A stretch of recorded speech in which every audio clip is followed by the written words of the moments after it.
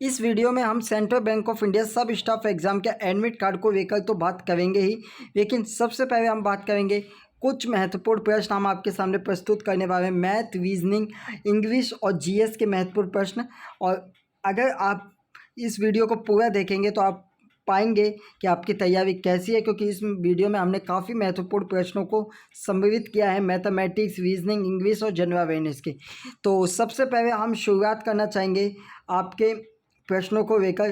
तो आपके लिए जो पहला प्रश्न है वह कुछ इस प्रकार है। इंग्लिश का हम सबसे पहले जीएस के कुछ महत्वपूर्ण प्रश्न आपसे पूछ लेते हैं, उसके बाद हम एक एक करके रीजनिंग और इंग्लिश पर भी आएंगे और मैथमेटिक्स पर भी आएंगे। तो आप अपनी स्क्रीन पर पहला प्रश्न देख सकते हैं कि what is the name of the week zone of earth crust, यानी अर्थ क्रस्ट का सबसे वीक जोन कौन सा है। इसमें लिखा है कॉस्मिक, फॉर्मिक, एनेमिक और सिस्मिक। तो जिसका जो करेक्ट आंसर है वह है seismic. Seismic is the right answer. आपको इसका आंसर पता रहना चाहिए। ज्योग्राफी से रिलेटेड ये प्रश्न है। नेक्स्ट क्वेश्चन आप अपनी स्क्रीन पर देख सकते हैं। Which of the following Vedas contains Gayatri मंत्र, यानी गायत्री मंत्र किस वेद में उसका उल्लेख किया गया है। तो इसका करेक्ट आंसर ऋग वेदा में गायत्री मंत्र मौजूद है। इसके अलावा नेक्स्ट क्वेश्चन आप अपनी स्क्रीन पर देख सकते हैं। The father of Indian missile technology, भारतीय मिसाइल टेक्नोलॉजी के जनक किसे कहा जाता है। तो इसका करेक्ट आंसर है doctor APJ Abdul Kalam. Doctor APJ Abdul Kalam को भारतीय मिसाइल टेक्नोलॉजी का पिता कहा जाता है। इसके बाद नेक्स्ट क्वेश्चन आप अपनी स्क्रीन पर देख सकते हैं। The world's nation 5G mobile network was launched by which country, किस कंट्री के द्वारा 5G network mobile network launch किए गए। तो इसका करेक्ट आंसर है साउथ कोरिया, जिसकी राजधानी है आपकी Seoul. Seoul is the capital of the south Korea. इसके बाद जापान, जापान की राजधानी है टोक्यो। मलेशिया की राजधानी कमेंट सेक्शन में जरूर बताएं। अगला क्वेश्चन हम अपनी स्क्रीन पर देख रहे हैं। हु इज़ द सेबी से चीफ, यानी stock exchange board of India की जो security exchange board of India की जो चीफ है वह कौन है। अभी हाल ही में काफ़ी न्यूज़ में भी आई थी। इसका करेक्ट आंसर है माधवीपुरी बुच। माधवीपुरी बुच जी जो हैं सेबी की चीफ है। इसके अलावा सेबी का मुख्यालय कहाँ पर स्थित है यह आपको बताना है। तो इसका करेक्ट आंसर है मुंबई। महाराष्ट्र की राजधानी मुंबई में सेबी का मुख्यालय है और महाराष्ट्र के मुख्यमंत्री का नाम है एकनाथ शिंदे। तो यह भी आपको एक तरीके से आइडिया देने के लिए कि एक ही प्रश्न के जगह हमने 3-4 प्रश्नों को कवर कर दिया। अब हम बिना किसी देरी के इंग्लिश के कुछ महत्वपूर्ण प्रश्न आपके सामने रखना चाहेंगे। एबुडेंट का सिनोनियम क्या है। एबुडेंट का सिनोनियम क्या है। इसका करेक्ट आंसर है ample. Ample is the correct answer of abundant synonym. इसके अलावा एबुडेंट मतलब होता है एक तरीके से प्रचुर मात्रा में, एक तरीके से प्रचुर मात्रा, एक तरीके से एबुडेंट उसको कहा जा सकता है। अकॉर्ड का सिनोनियम क्या है। अकॉर्ड का सिनोनियम क्या है तो बिना किसी देरी के आपको बता दें agreement is the right answer. Next question आप अपनी स्क्रीन पर देख सकते हैं। अबॉविश का एंटोनियम क्या है। अबॉविश का एंटोनियम मतलब अबॉविश मतलब होता है खत्म कर देना और इनैक्ट मतलब होता है जोड़ना। एक तरीके से enact will be the right answer. Next question आप अपनी स्क्रीन पर देख सकते हैं। नेक्स्ट क्वेश्चन आपका जो है वह रहने वाला है इंग्लिश का ही। इंग्लिश का एक और क्वेश्चन हम आपके सामने डिस्कस करते हैं। ये fill in the blank. I think it dash benefit your health dash take a glass water before me, यानी नेक्स्ट इसका करेक्ट आंसर होगा it would be benefit your health to take a glass of water before me. इसका correct answer would be होगा। तो हमने कुछ महत्वपूर्ण English के प्रश्न शेयर किए आपके सामने। अब हम बिना किसी देरी के आपके सामने प्रस्तुत करने वाले हैं मैथमेटिक्स के कुछ महत्वपूर्ण प्रश्न। तो मैथमेटिक्स का पहला प्रश्न आपकी स्क्रीन पर ये रहा। एक व्यक्ति 40 किलोमीटर की गति से P से Q तक और 60 किलोमीटर की गति से वापस जाता है, औसत गति क्या होगी। इस तरीके के प्रश्नों में जब भी जहाँ पर आपको गति दी गई हो और आपसे औसत गति पूछा जाए तो आपको एक दूरी मान के अपने दिमाग में चल लेनी है। और दूरी मानने के सबसे अच्छे तरीका है इनका आप एलसीएम ले लीजिए। यानी अब मैं आपको दूरी मान लेता हूँ 120, और क्योंकि औसत चाल का फॉर्मूला होता है कोई दूरी बटे में कोई समय, तो कोई दूरी कितनी होगी 120 का ट्रैवल क्या है पी से क्यू से, फिर क्यू से पी पर भी आएंगे तो 120 प्लस 120 240 कोई दूरी हो जाएगी। और कोई समय कितना लगेगा देखिए, जब 40 किलोमीटर की गति से गए तो 120 को 40 से डिवाइड करेंगे तो आएगा कुल मिलाकर 3 घंटे। और जब वापस आएंगे तो 60 को 120 को 60 से डिवाइड करेंगे तो वापस में आने में आएंगे 2 घंटे। यानी हम 5 को 240 से जब डिवाइड करेंगे तो करेक्ट आंसर आएगा 48 किलोमीटर प्रति घंटा। ये आपका करेक्ट आंसर। नेक्स्ट क्वेश्चन आप अपनी स्क्रीन पर देख सकते हैं। 10 संख्याओं का औसत 15 है, उनमें से 5 का औसत 12 है, तो शेष 5 का औसत क्या होगा। बहुत सिंपल क्वेश्चन है। 10 संख्याओं का औसत 15 है, तो आप यहाँ से जब इसे मल्टीप्लाई कर देंगे तो कुछ संख्याओं का योग 150 आ जाएगा। 5 संख्याओं का औसत कितना है 12, यानी 5 संख्याओं का जोड़ कितना आ जाएगा 12 पंजे 60। तो आप 60 को इसमें से माइनस कर देंगे तो आपका आ जाएगा 90, यानी शेष 5 संख्याओं का औसत निकालना है तो 5 से इसे डिवाइड कर देंगे, और जब आप इसे 5 से डिवाइड करेंगे तो 18 will be the right answer. इस तरीके से आप प्रश्न को सॉल्व कर सकते हैं। अब यहाँ पे परसेंटेज का SI का एक क्वेश्चन है। यहाँ पूछा है 10% की ब्याज है, उसके बाद 12,000 रुपये निवेश किए जाते हैं, 12,000 रुपये निवेश किए गए और 3 वर्षों बाद कितनी राशि होगी, 3 वर्षों बाद कितनी राशि होगी। तो यहाँ आपको सिंपल है कि इस तरीके से आप इसको निकाल लीजिए। यहाँ पे 1 से 1 जीरो कैंसिल, 1 से 1 जीरो कैंसिल, इसको आप यहाँ से मल्टीप्लाई करेंगे तो 3600 इसमें आ गया आपका। और जब आप इस 3600 को 12,000 में जोड़ेंगे तो 15,600 लगभग आपका आंसर आएगा। तो यहाँ पे आंसर जो है सही नहीं लिखा है, यहाँ पे 15,600 will be the right answer.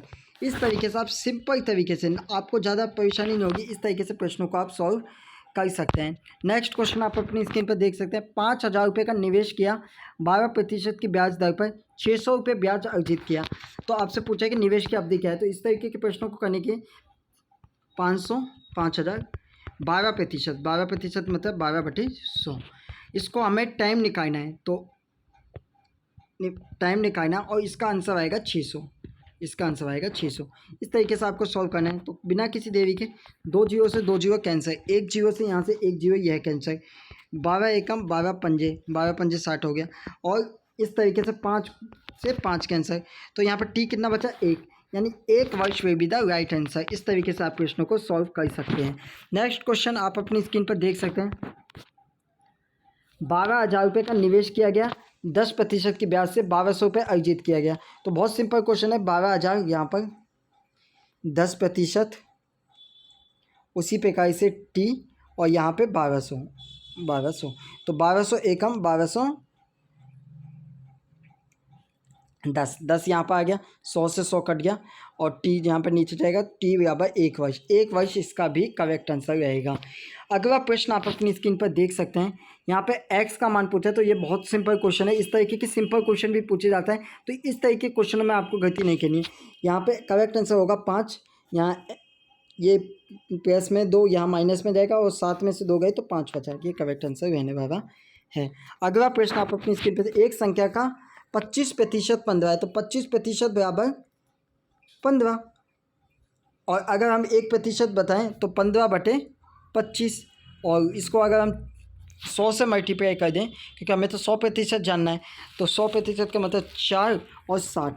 इसका करेक्ट आंसर भी आप दे सकते हैं, लेकिन इस तरीके का कोई भी प्रश्न पूछा जाए तो उसका बेसिक मेथड यही रहेगा, तो 60 will be the right answer. अगला प्रश्न आपका, यह आपका प्रश्न है सिंप्लीफिकेशन का। तो सिंप्लीफिकेशन का ये महत्वपूर्ण प्रश्न, सबसे पहले आपको ब्रैकेट को सॉल्व करना है। बोर्ड मास आपको पढ़ा होगा आपने, बोर्ड मास, ये आपका BODMAS, bracket of divide multiply addition subtraction, इस तरीके से। तो सबसे पहले ऑफ करेंगे, क्योंकि ब्रैकेट को सॉल्व करना है, ब्रैकेट में आ गए हम, ऑफ करेंगे तो यहाँ पर आएगा 24, फिर 24 गुणा 7, 24 को 7 से मल्टीप्लाई करते हैं, 24 को 7 से मल्टीप्लाई करेंगे तो यहाँ पर 28 आ गया, 2 24 दूनी 7 दूनी 14 और 2 16, 168 आ गया, 168 यहाँ 170 आ गया, 170। और जब 170 भाग है तो 7 से मल्टीप्लाई भी करना था, तो 0 49 4 7 एकम 1190।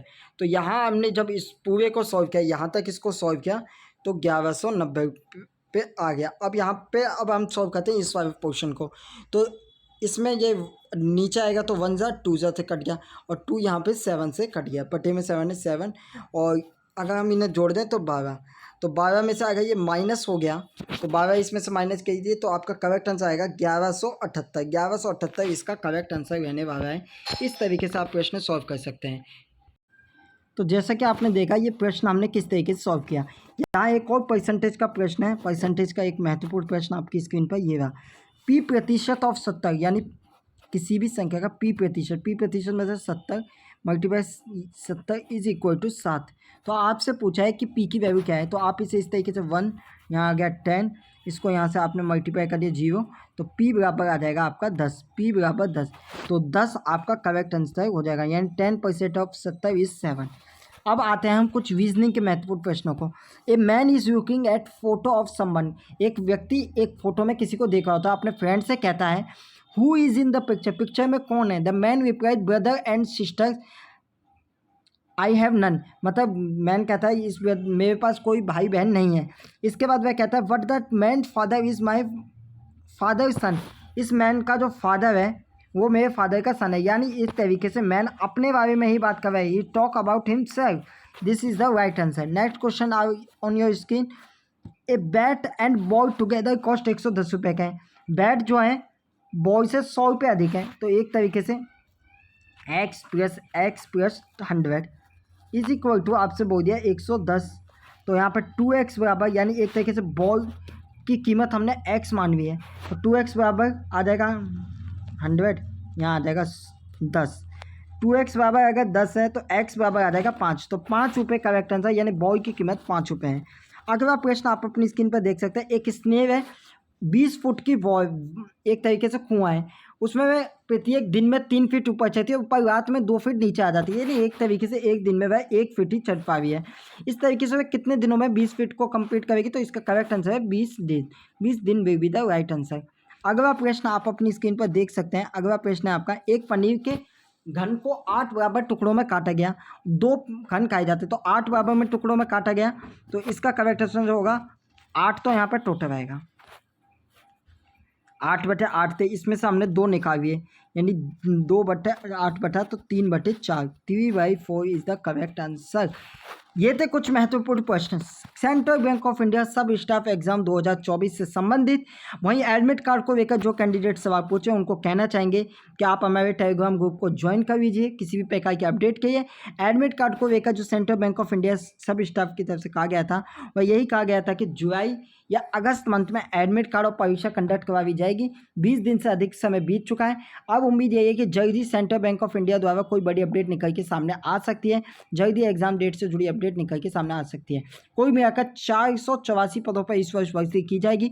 कुल मिलाकर 70 नंबर का आपका पेपर रहने वाला है, जिसमें 70 प्रश्न पूछे जाएंगे, इंग्लिश के 10 प्रश्न पूछे जाएंगे, जनरल अवेयरनेस, अर्थमेटिक और साइकोमेट्रिक रीजनिंग के 20-20 प्रश्न पूछे जाएंगे। कुल मिलाकर 70 नंबर का पेपर रहेगा। और संभावित कट ऑफ की बात करें एक तरह की सेव इसको, तो वह कुछ इस प्रकार रह सकता है। यह थी जानकारी सेंट्रल बैंक ऑफ इंडिया सब स्टाफ एग्जाम 2024 को लेकर।